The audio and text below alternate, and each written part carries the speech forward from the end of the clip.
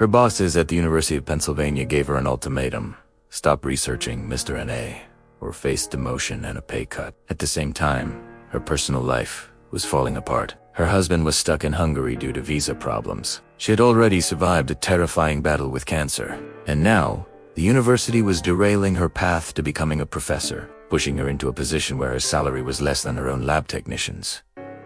Most people would have given up. But Katalin Karikó did not. For 30 years, she believed in something the world thought was impossible. That messenger RNA, or mRNA, could teach human cells how to fight disease. Everyone told her she was wasting her time, and everyone was proven wrong.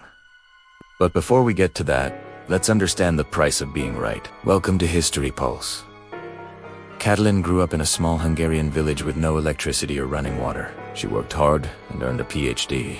But in 1985, her research institute ran out of money. She made a heartbreaking choice. She, her husband, and their 2-year-old daughter fled communist Hungary. They arrived in the United States with only 900 British pounds, which they had sewn inside their daughter's teddy bear for safekeeping. She found a research job in Philadelphia, but then she lost that too. Her former supervisor even reported her to immigration authorities, claiming she was in the US illegally.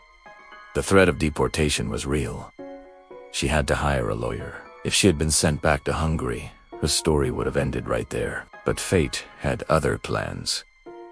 She landed at the University of Pennsylvania and, once again, started working on mRNA. The problem was, no one wanted to fund her research. Grant application after grant application, year after year, all she received were rejections. People would say, when we run mRNA, everything breaks down. Katalin would reply, the problem isn't the RNA. Your lab is contaminated. But nobody listened. Everyone was convinced the technology was flawed, not the scientists using it. In 1995, the University of Pennsylvania officially took her off the tenure track. Her salary dropped so low it was less than what her own lab tech was making. The constant rejection started to get to her. She began to doubt herself. I thought maybe I'm not smart enough, she later said. Then, in 1997, something strange happened. Next to a photocopy machine. There, she met a scientist named Drew Weissman. They often ran into each other at the copier, sometimes even arguing over whose turn it was. One day, Katalin told him, I can make any kind of mRNA. Weissman listened, and that conversation sparked a long and historic partnership. As Weissman recalls, we worked together because neither of us had funding nor publications. They were two outsiders, united by a shared belief. He says, we spent 20 years solving this problem, and that essay we wouldn't give up. In 2005, they had a breakthrough that would change everything. They discovered how to modify mRNA so it wouldn't trigger a dangerous immune response. This modification was the key to making mRNA safe and effective for vaccines and treatments. It was a revolutionary discovery. But what happened next? The world's leading scientific journals, like Nature and Science, rejected their paper. Eventually, a lesser-known journal called Immunity published their findings. Almost no one noticed. The scientific community just shrugged. Fast forward to 2013. 10 years ago, I was kicked out of Penn and forced into retirement, Katalin says. At 58, an age when most people are thinking about winding down their careers, she joined a small German startup called BioNTech. She started crossing the Atlantic, flying between the US and Germany to continue her work, feeding cells in a lab.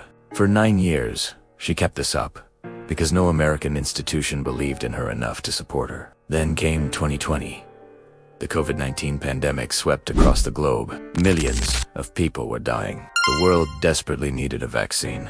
It needed one fast. Suddenly, the research that had been dismissed as useless for decades became the most important science in the world. The Pfizer-BioNTech and Moderna vaccines. The very vaccines that would go on to save millions of lives were built on the exact mRNA technology Katalin had spent 30 years developing. When she heard the news that the vaccine was successful, do you know how she celebrated? She ate an entire box of chocolate-covered peanuts, all by herself. That was her moment of triumph. On October 2nd, 2023, Katalin Karikó and Drew Weissman were awarded the Nobel Prize in Medicine. She was never even a full professor, yet she became a Nobel laureate. Reflecting on her journey, she said, I considered myself successful, even when the world considered me a failure. Let that sink in. She didn't need external validation. She knew she was on the right path. Her message to young people everywhere is this: by looking at my example, turn rejection into an honor. Think about it. For demotions, hundreds of failed grant applications, the threat of deportation, being pushed out of academia. And still, she saved the world. Because sometimes, the most important work looks like failure, right up until the moment it changes everything. For 30 years, in the eyes of almost everyone, Katalin Karikó was wrong. Then, a global pandemic proved she was right all along. And today, millions of us are alive because one woman refused to give up next to a photocopy machine. Thanks for watching History Pulse. If you found this story as inspiring as we did, make sure to like, subscribe, and hit the notification bell so you don't miss our next video.